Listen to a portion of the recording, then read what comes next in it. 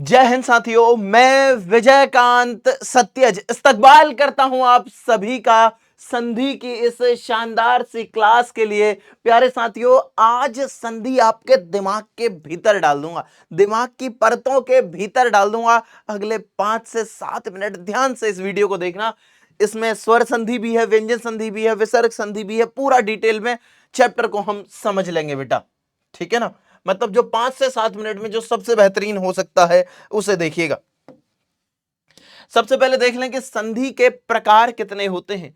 पहला प्रश्न यही बन जाता भाई, यहां से संधि के प्रकार कितने होते हैं या भेद कितने होते हैं। तो ध्यान रखिएगा बेटा, एक होती है स्वर संधि, एक होती है व्यंजन संधि और एक होती है विसर्ग संधि। पहले तो आपको इनके नाम ध्यान होने चाहिए। और स्वर संधि के अंतर्गत 5 भेद आते हैं, ये भी आपको टिप्स पर याद होने चाहिए। प्यारे साथी, पूछ लिए जाएंगे कि स्वर संधि के 5 भेदों के नाम बताइए, या फिर आपको बहुविकल्पीय प्रश्नों में आपसे पूछ लिया जाएगा कि भाई इनमें से कौन सा स्वर संधि का भेद है या नहीं है। ये आपको ध्यान रहना चाहिए। यहां से हम ट्रिक शुरू करेंगे। ये जो भेद आपने देखे, इनके उदाहरणों को आप कैसे पहचान पाएंगे कि ये दीर्घ संधि है, ये गुण है, वृद्धि है, यण है, अयादि है, कैसे आप पहचान पाएंगे। आप लोगों ने संधि बहुत बार पढ़ी है, पर उसके बावजूद आप कंफ्यूज हो जाते हैं प्यारे साथी जी। बच्चा ध्यान से देख लेना। दीर्घ स्वर संधि, दीर्घ स्वर संधि की ट्रिक यह है कि इसके मध्य में आपको या तो आ देखने को मिलेगा, या आपको ई देखने को मिलेगी, या फिर आपको ऊ देखने को मिलेगा। बड़ा आ, बड़ी ई, बड़ा ऊ, ये पहचान है इसकी। जैसे ये देखिएगा, गीतांजलि शब्द है भाई, गीत धन अंजलि से बना। इसके मध्य में आपको बड़ा आ नजर आ रहा है। आ बड़ा ही होता है बेटा, अ छोटा होता है। आपके समझने के लिए बता रहा हूं। रविंद्र शब्द की बात करेंगे तो यहां बड़ी ई नजर आ रही है। साधुर्जा शब्द में बड़ा ऊ नजर आ रहा है। ऐसे हम दीर्घ स्वर संधि को पहचान सकते हैं। ये बेस्ट ट्रिक है, बेस्ट तरीका है पहचानने का। गुण स्वर संधि की बात कर लें प्यारे साथी, तो आपको शब्द के मध्य में या तो ए नजर आएगा यानी कि एक मात्रा, या फिर आपको ओ नजर आ सकता है। कहने का मतलब है कि एक डंडा और ये जो ओ की मात्रा होती है बेटा, पहचानते ना आप, ये आएगा। या फिर अर, अर का मतलब ये हो जाएगा बेटा, ऐसे वाला र आपको देखने को मिल सकता है जो कि ऊपर लगता है, ये आधा र लगेगा, रेफ कहते हैं इसे। रेफ वाला र आपको देखने को मिल सकता है। देखिएगा, भारत धन इंदु, यहां ए की मात्रा नजर आ रही है बेटा, ए। सूर्योदय की बात कर ले बच्चों, तो यहां पर आपको ओ की मात्रा नजर आ रही है, यानी कि ये मात्रा आपको नजर आ रही है। और देवर्षि शब्द में आया है बेटा अर, यानी कि ये जो रेफ वाला र है ये आपको देखने को मिला है। प्यारे साथी, यहां पर गुण स्वर संधि होगी। इसके बाद वृद्धि स्वर संधि को समझते हैं। वृद्धि स्वर संधि में शब्दों के बीच में आपको या तो अय नजर आएगा या फिर अय की मात्रा नजर आएगी। बेटा अय की मात्रा में ऐसे दो ये ऊपर से लगते हैं, चश्मे वाले, ये, ठीक है ना। और ये है औ, औ की ये मात्रा हो जाएगी। कैसे पहचानेंगे, देखिए, वसुधा धन एव, जैसे यहां नजर आ रहा वसुधैव, मात्रा नजर आई बेटा, तो ये है। और वन औषध, वन औषध शब्द, यहां औ की मात्रा आपको नजर आ रही है। इनमें वृद्धि स्वर संधि है प्यारे बच्चों। आइए यण स्वर संधि को समझते हैं। यण स्वर संधि क्या है बेटा, यहां ट्रिक लिखिए कि आधा वर्ण और उसके बाद आता है यवर। ये लवर नहीं है बेटा, यवर, यवर, ठीक है ना, यवर, ये वाला वर, ये है दुल्हाई, ठीक है ना। लवर नहीं है, यवर है। यवर से पहले क्या आएगा बेटा, आधा वर्ण आएगा, ये बात ध्यान रखना। यवर का मतलब है या तो य, या व, या फिर र। ध्यान रखना बच्चों इसे।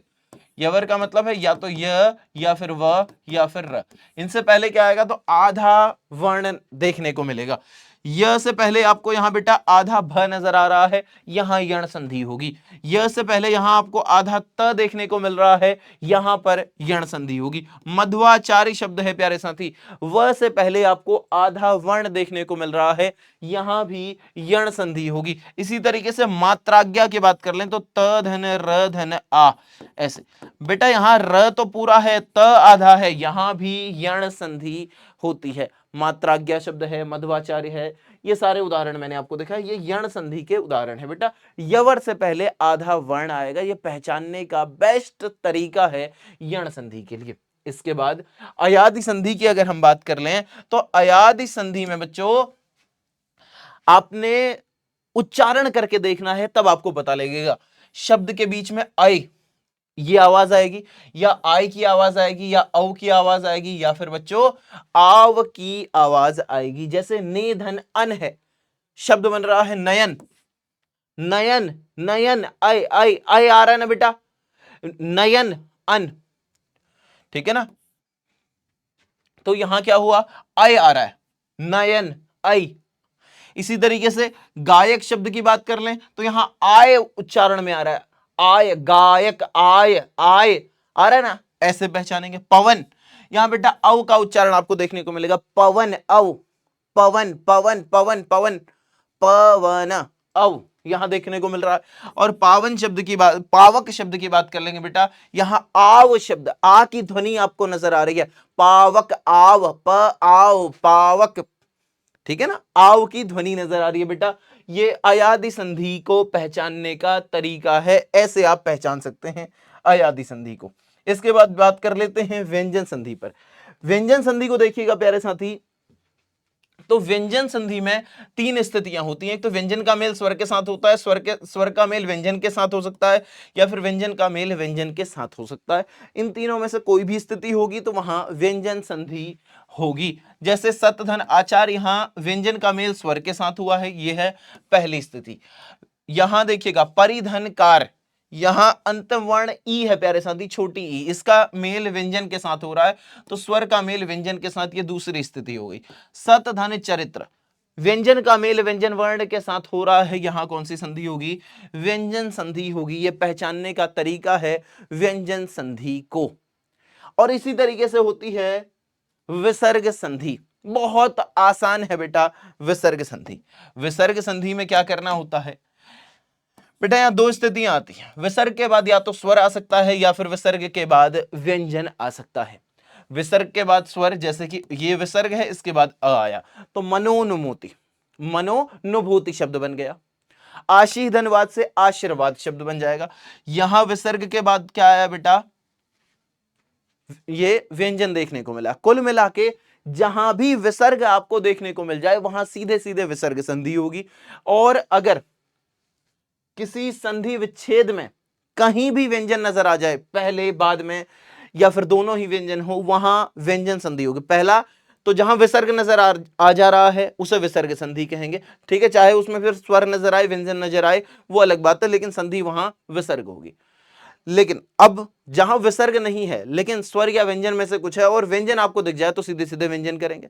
और जहां दोनों ही तरफ स्वर मिल रहे हैं तो वहां स्वर संधि होगी। और स्वर संधि के भेदों को पहचानने की बेस्ट ट्रिक्स यहां मैंने आपको बता दी हैं बेटा इन सभी के लिए। एक बार मैं जल्दी से यहां लिख देता हूं कि इन्हें आप फिर से बताता हूं कि आप कैसे पहचान पाएंगे। आ की मात्रा आपको देखने को मिलेगी दीर्घ संधि में, ई की और ऊ की, ये है दीर्घ संधि के लिए। गुण संधि की बात करें बेटा, ए देखने को मिल सकता है, ओ देखने को मिलेगा, या फिर आपको अर देखने को मिलेगा। वृद्धि संधि की बात कर लें तो इसमें आय या फिर औ की मात्राएं मिलेंगी। यण संधि की बात कर लें बेटा, यहां यवर से पहले क्या, यवर से पहले क्या आएगा बेटा, आधा वर्ण। ये बात आपको ध्यान रखनी, यवर से पहले आधा वर्ण आएगा। और अयादि संधि की बात कर लें तो इसमें आय, आय, औ, आव, ऐसी ध्वनियां शब्द के बीच में आती हैं। ये हो गई बेटा हमारी ये संधि के ट्रिक्स कंप्लीट। आशा करता हूं कि आपको बहुत ही इंटरेस्टिंग लगी होंगी और बहुत ही मजेदार लगी होंगी। आप लोगों ने जरूर इसे नोट किया होगा, नहीं किया होगा तो बेटा नोट कर लीजिएगा। बहुत ही महत्वपूर्ण ये सेशन आपके लिए था। और इसके बाद जब आप संधि पढ़ोगे, कहीं क्वेश्चंस लगाओगे तो आप लोगों को बहुत ही आसान चीजें लगेंगी। बेटा वैसे तो थ्योरी है, जब हम थ्योरी पढ़ते हैं तो वहां बहुत गहराई में जाके चीजों को पढ़ते हैं। ट्रिक कभी भी थ्योरी का कंपटीशन नहीं कर सकती है, लेकिन ट्रिक के माध्यम से जो सबसे बेहतरीन हो सकता था वो मैंने यहां आपको बताने की कोशिश की है। कमेंट के माध्यम से बताइएगा, अपना प्यार दिखाइएगा कि आपको ये वीडियो कैसी लगी। तो बच्चों, पढ़ते रहिए, खुश रहिए, मस्त रहिए। धन्यवाद। जय हिंद।